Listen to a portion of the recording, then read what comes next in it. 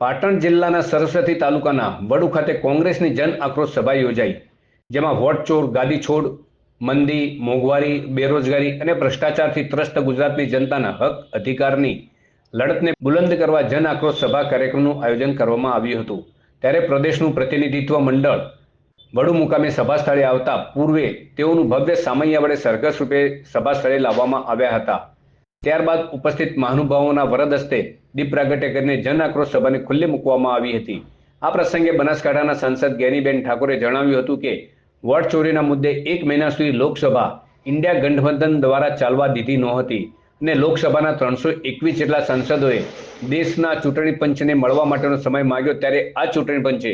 વિરોધ પક્ષને સાંભળવાની તક પણ આપી ન હોવાનું જણાવી પાટણ જિલ્લાની જિલ્લા પંચાયત હોય કે તાલુકા પંચાયત કે પછી 2027 વિધાનસભાની ચૂંટણીમાં કોંગ્રેસના પંજાને મત આપી વિજયી બનાવવા અનુરોધ કર્યો હતો। તો પાટણના પૂર્વ સાંસદ જગદીશ ઠાકોરે પોતાના તેજાબી વક્તવ્યમાં કોંગ્રેસ પાર્ટી કોઈ દિવસ નશો વેચી યુવાનોને બરબાદ કરીને જીત હાંસલ કરવા કરતાં હારી જવું બહેતર હોવાનું જણાવી પોલીસ ભાજપને દારૂની પેટીઓ પહોંચાડતી હોવાના આક્ષેપો કરી ભાજપનો દેશ અને રાજ્ય નિકાલ કરવાનું કોંગ્રેસના કાર્યકર્તાઓને આહવાન કર્યું હતું। ગુજરાતમાં પંચાયતથી લઈને પાર્લામેન્ટ સુધી ભારતીય જનતા પાર્ટીનું શાસન છે।